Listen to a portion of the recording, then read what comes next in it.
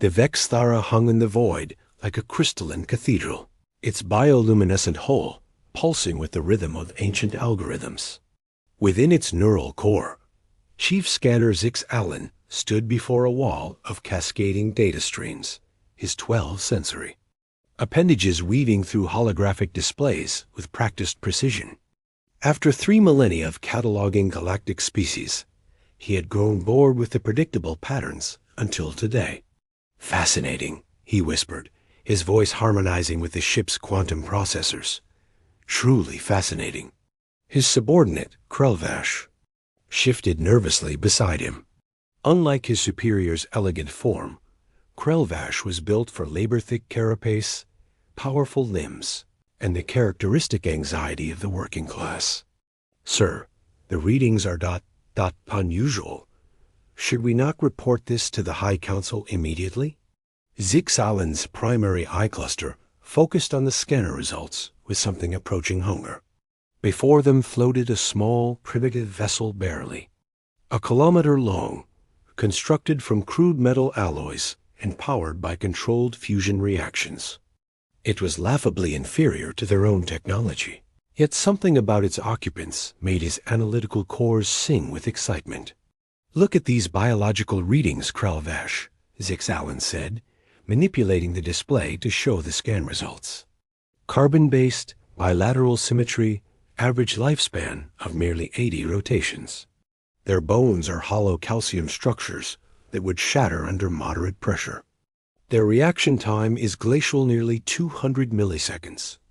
And their sensory range ... He paused, savoring the moment. "It can't even perceive most of the electromagnetic spectrum." The data painted a picture of staggering inadequacy. The beings called themselves humans, and their physiology was a masterpiece of evolutionary compromise. They required constant intake of oxygen, water, and organic fuel. Their reproduction cycle was embarrassingly slow. Most amusing of all, they seemed to age continuously, their bodies literally falling apart as they lived. "Sir," Krelvash ventured, "if they're so primitive, why do they possess interstellar travel capabilities?" Zix Allen waved a dismissive appendage. "Probably stolen technology, or perhaps they were uplifted by a more advanced species. It happens occasionally. The important thing is that we found another world to add to our catalog. The Bioconfederation will be pleased." Outside, the human vessel continued its slow journey toward the nearby star system, completely unaware that it was being observed. Its crew of 200 had been asleep in cryogenic suspension for the past 47 years, dreaming of the new world they hoped to colonize. The ship's simple AI maintained course corrections and monitored life support systems with mechanical precision. Zix Allen began composing his report, his analytical mind already calculating the value of this discovery. The humans' home world would likely yield billions of specimens for study. Their simple biology would make them easy to control, and their short lifespans meant they could be bred for specific traits within a reasonable time frame. "Initiate first contact protocols," he commanded. "We shall introduce ourselves to these ... humans and begin the integration process." As the Vexthara powered up its communication arrays, neither alien realized they had just made the most catastrophic error in the history of their species. Their scanners had detected human biology with perfect accuracy, but they had failed to detect human civilization. They had measured the bodies, but not the spirit. They had catalogued the flesh, but not the fury. The sleeping giant was about to awaken. Captain Sarah Chun's eyes snapped open as the cryogenic revival sequence flooded her system with stimulants. The transition from deep sleep to consciousness was always jarring, but something felt different this time. The ship's emergency lighting cast everything in an ominous red glow, and Arya, their AI, was speaking in urgent tones. "Captain, we have a situation. An unknown vessel has been scanning us for the past 14 hours. They're attempting to establish communication." Sarah pulled herself from the cryopod, her muscles protesting after decades of inactivity. Around her, the rest of the crew was undergoing similar revivals, 200 of Earth's best and brightest, handpicked for humanity's first interstellar colonization mission. Dr. Marcus Webb, the mission's xenobiologist, was already at his station, his weathered face tight with concentration. Analysis? Sarah asked, accepting a protein bulb from the ship's medical officer. They single quotes re... Impressive, Marcus said, his voice carrying that particular tone he reserved for specimens that defied easy categorization. The ship is easily 50 times our size, constructed from materials that don't match anything in our databases. Their communication attempts have been translated by Arya and Captain ... They're treating us like we're children. Sarah reviewed the translated messages on her command display. The aliens, who called themselves the Vex-Thara Collective, had introduced themselves with the casual arrogance of adults speaking to toddlers. They claimed to represent a bioconfederation that had been cataloging species for millennia. Their offer was simple. Humanity would be integrated into their civilization, where they would be protected and guided by their superior wisdom. They've scanned us thoroughly, Dr. Webb continued, pulling up bio-readings on his screen. Heart rate, bone density, neural activity, genetic markers. They know more about our physiology than we do. But Sarah, there's something they don't understand. They keep referring to us as specimens and talking about our breeding potential. Sarah felt a familiar coldness settle in her stomach. She had served in the Mars colonial wars, had seen what happened when one group of humans decided another group was subhuman. The alien's tone was polite, even condescending, but the underlying assumptions were clear. Arya, establish communication with the alien vessel, she commanded, and simultaneously send a quantum entanglement burst to Earth. Full tactical assessment, including everything we've learned about their technology. Captain, her communications officer interrupted, the aliens are requesting permission to come aboard. They say they want to examine us more closely and begin the integration process. Sarah looked around the bridge at her crew. These were explorers, scientists, and colonists, people who had volunteered to spend their lives building humanity's future among the stars. They had families back on Earth, dreams of new worlds, and the quiet courage of those who venture into the unknown. Tell them, Sarah said carefully, that we appreciate their interest, but we decline their generous offer. We're quite capable of managing our own affairs. The response came within minutes, and the translation made everyone on the bridge go very still. The aliens expressed confusion at humanity's refusal, explained that resistance was neither expected nor productive, and calmly informed them that their cooperation was not actually required. Marcus looked up from his console, his face pale. Captain, they're powering up some kind of tractor beam. And there's something else. They're not just scanning us anymore. They're scanning our entire ship's database, including our navigation. Logs. Sarah realized with growing horror what that meant. The aliens weren't just learning about the 200 humans aboard this single vessel. They were learning about Earth, about humanity's home world, with its 8 billion inhabitants, its massive industrial capacity, and its unfortunately extensive history of warfare. How long until that quantum burst reaches Earth? She asked. 14 hours, Arya replied. But Captain, I should inform you that the aliens have just transmitted what appears to be a catalog entry to their home fleet. Based on their communications, they believe they have discovered a primitive species suitable for domestication. Sarah closed her eyes and thought about her daughter back on Earth, about the billions of people going about their daily lives unaware that their entire species had just been classified as livestock by an alien civilization with technology centuries ahead of their own. Arya, she said quietly, prepare the ship for combat operations. And add a personal message to that Earth transmission. Tell them we said hello. Asterisk Chief Scanner. Zix Allen's confidence began to waver as the human vessel's response patterns deviated from every model in the Bioconfederation's extensive database. For 3 millennia, first contact had followed predictable patterns. Lesser species either submitted immediately to superior technology or engaged in brief, futile resistance before inevitable capitulation. The humans were doing neither. "Sir," Krelvash reported, his voice tight with confusion, "they're not responding to our tractor beam. Their ship is ... maneuvering." On the tactical display, the primitive human vessel was indeed moving, not fleeing, but positioning itself in what any military analyst would recognize as a combat stance. Its crude weapon systems were coming online, and its crew was broadcasting on multiple frequencies simultaneously. "Impossible," Zix Allen muttered, his analytical cores working overtime. "According to our biological assessment, they should be paralyzed by fear. Their stress hormones are elevated, but their neural patterns show focused determination rather than panic. This doesn't match any known psychological profile." The human ship fired. Asterisk.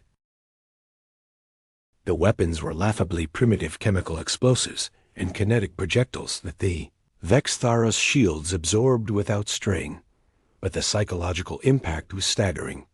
In 3,000 years of galactic cataloging, no species had ever attacked the Bioconfederation's scanning vessels. The very concept was so alien that Zix Allen's mind struggled to process it. "Sir," his tactical officer announced, "I'm detecting massive energy signatures from their home system. Whatever they transmitted is causing significant activity." Zix Allen pulled up the long-range scans, and his certainty began to crumble. The human's homeworld wasn't the simple agricultural planet he had expected. It was a fortress world, covered in massive industrial complexes, defended by orbital platforms, and surrounded by a cloud of artificial satellites that numbered in the hundreds of thousands. "Enhance the population analysis," he commanded. The results were sobering. 8 billion humans inhabited their homeworld. Not 8 million, not 800,000, 8 billion. The number was so vast that Zix Allen's mind initially rejected it as a scanning error. Most sentient species numbered in the hundreds of millions at most. 8 billion represented a biomass that suggested either incredible efficiency or incredible aggression. "Sir," Krelvash said, his voice barely above a whisper, "I'm detecting additional vessels. Lots of them." The tactical display lit up with new contacts. Human ships were emerging from concealment throughout the system, not the slow, cumbersome vessels they had expected, but sleek warships built for speed and violence. The humans hadn't built a single exploration ship. They had built a fleet. Zix Allen began to realize that their scanners had made a fundamental error. They had measured human individuals and assumed they understood human civilization. But humans, it appeared, were not individuals at all. They were components of a vast, interconnected organism that spanned multiple worlds and operated on principles the Bioconfederation had never encountered. "Communications incoming," the tactical officer reported, from the homeworld. The transmission was unlike anything in the Confederation's database. It wasn't a plea for mercy or a formal surrender. It was a declaration of war delivered by a human female with eyes like frozen nitrogen and a voice that carried the weight of 8 billion souls. "To the alien vessel threatening our exploration ship," she said, "this is Fleet Admiral Catherine Morrison of the United Earth Defense Force. You have 30 seconds to release our people and withdraw from human space. This is your only warning." Zix Allen S. analytical cores were screaming warnings now. The humans weren't just numerous, they were organized. They had governments, militaries, and the kind of species-wide coordination that took millions of years to develop. More disturbing still, they showed no sign of the rational fear that should have paralyzed them when faced with superior technology. "Sir," Krelvash said, his voice breaking, "the human fleet is... They're not running away. They're coming here." Zix Allen stared at the tactical display, watching dozens of human warships accelerate toward his position with the inexorable patience of a closing trap. For the first time in his long life, he began to understand that the Bioconfederation had made a terrible mistake. They had scanned the humans and seen weakness. But they had failed to scan human history, failed to understand that this species had spent 10,000 years learning to kill everything that threatened them. They had cataloged human biology, but missed human spite. "Send a message to the High Council," Zix Allen commanded. "Tell them we may have provoked the wrong species." Asterisk, the first human fleet arrived in the outer system exactly 18 hours after the initial scanning incident, and Admiral Morrison's tactical assessment was grimmer than she had hoped. The alien vessel was a technological marvel, a living ship that defied every principle of human engineering. Its weapons could probably sterilize a planet. Its defenses seemed impenetrable, and its mere presence suggested a civilization that had mastered technologies humanity was still struggling to understand. "Ma'am," her intelligence officer reported, "we're receiving massive data streams from the New Horizons." Captain Chun managed to hack into their scanning protocols during the initial contact. "The aliens call themselves the Bioconfederation, and they've been cataloging species for over 3,000 years. Morrison studied the intelligence reports with growing fury. The Confederation's database contained information on over 40,000 different species, each meticulously analyzed, categorized, and assigned a threat level. The vast majority were listed as integrated, a euphemism that made her blood run cold. "How many species are listed as extinct?" she asked. "None, ma'am, but 17% are marked as discontinued. Based on the context, we believe that means they were eliminated when they proved unsuitable for whatever purpose the Confederation had in mind."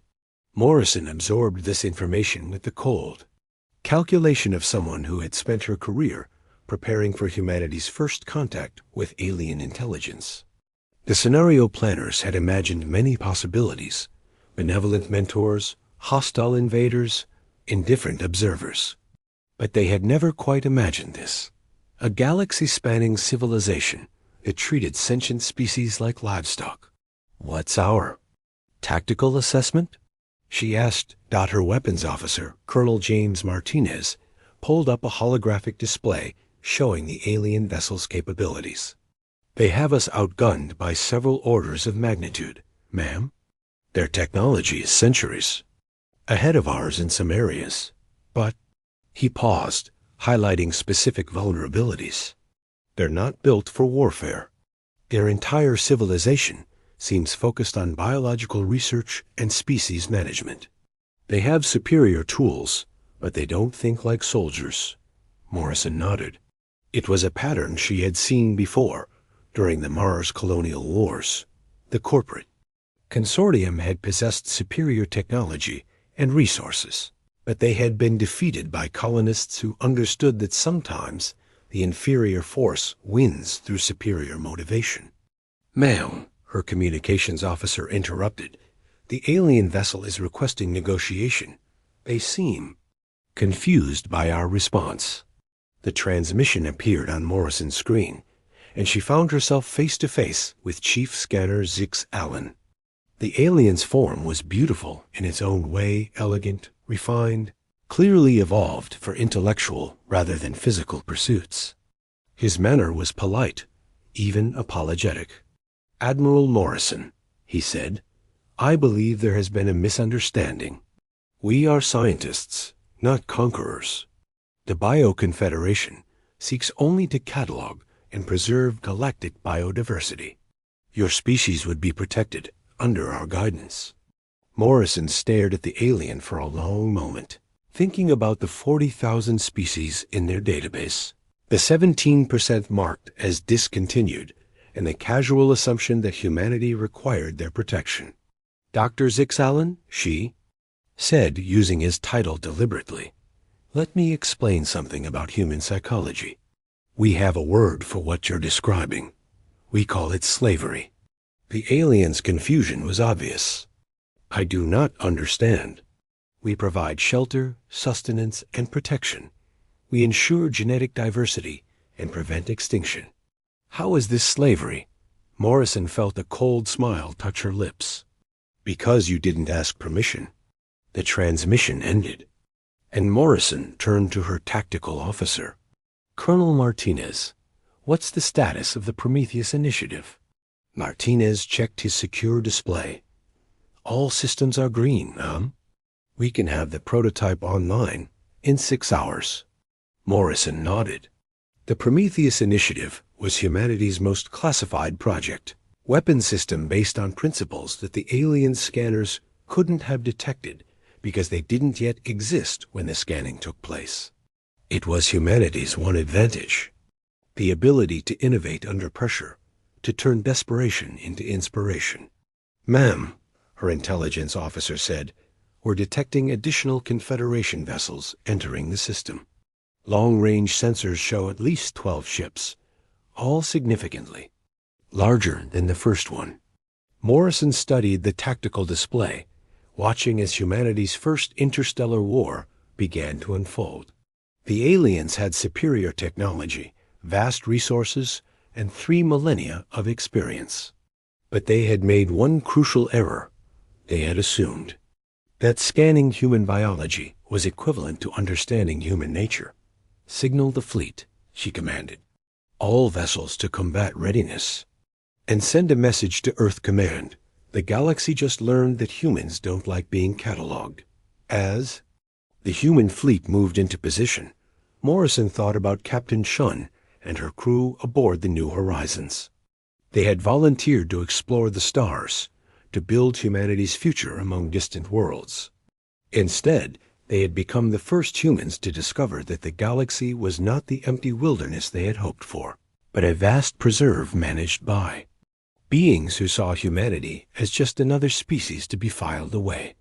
The aliens were about to learn what happened when you tried to file away a species that had spent its entire evolution refusing to be filed. Asterisk.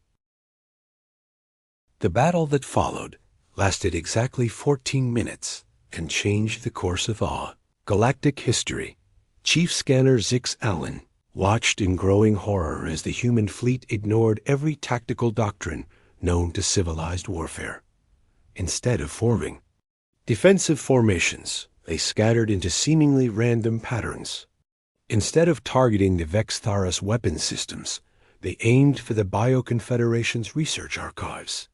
Most disturbing of all, they showed no regard for their own survival. Human ships would ram alien vessels if it meant preventing the transmission of tactical data.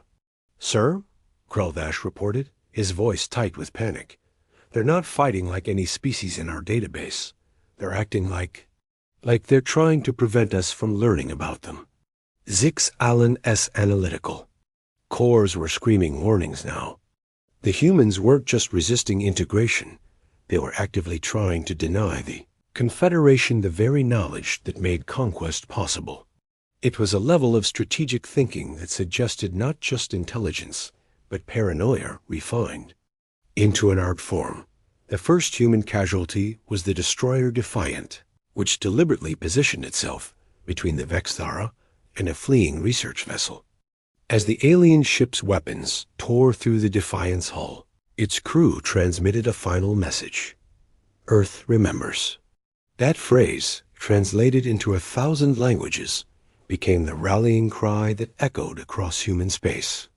Within hours, every human colony, every orbital platform, every deep space mining station had received the same message. Humanity was under attack by beings who viewed them as specimens to be catalogued. The response was immediate and overwhelming. Admiral Morrison watched from her command ship as the true scope of human civilization revealed itself. The aliens had scanned one exploration vessel and assumed they understood humanity's capabilities.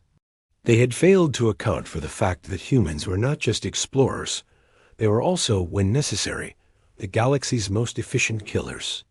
"Ma'am," Colonel Martinez reported, "Prometheus is online." Morrison nodded grimly. The Prometheus weapon was humanity's attempt to level the playing field, a device that could temporarily nullify the quantum fields that made faster-than-light travel possible. It was a desperate gambit, but it would trap the alien fleet in normal space, where human numerical superiority could make a difference. "Fire," she commanded. The weapon activated, and suddenly the elegant alien vessels found themselves operating under the same physical limitations as their human opponents. The Vexthara's technological advantages remained, but they could no longer retreat to a safe distance to regroup. What followed was not a battle in any traditional sense. It was a demonstration of what happened when a species that had spent millennia perfecting the art of warfare encountered a species that had spent the same time period perfecting the art of specimen collection.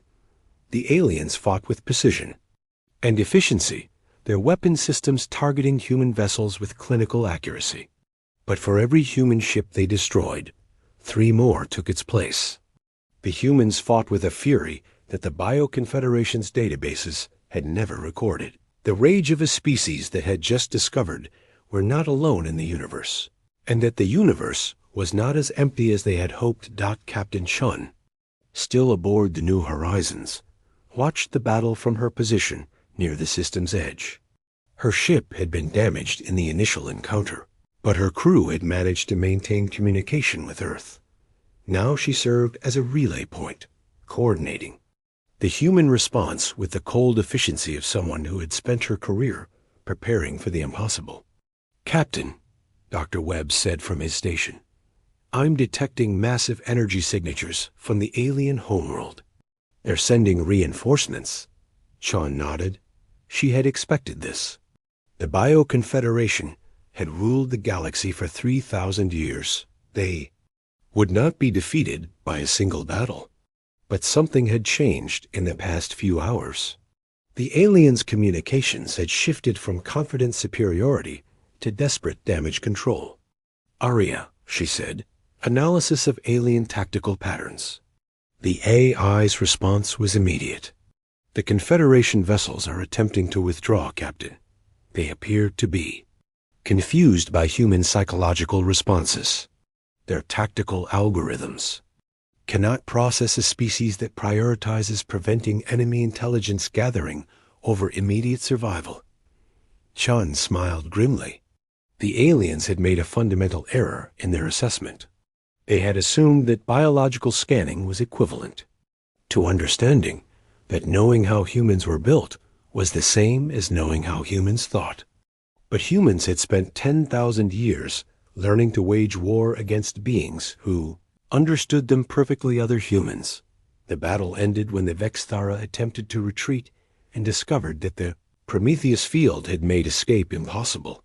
Chief Scanner Zix Allen found himself facing a choice that his species had never contemplated: surrender to a primitive species, or face extinction.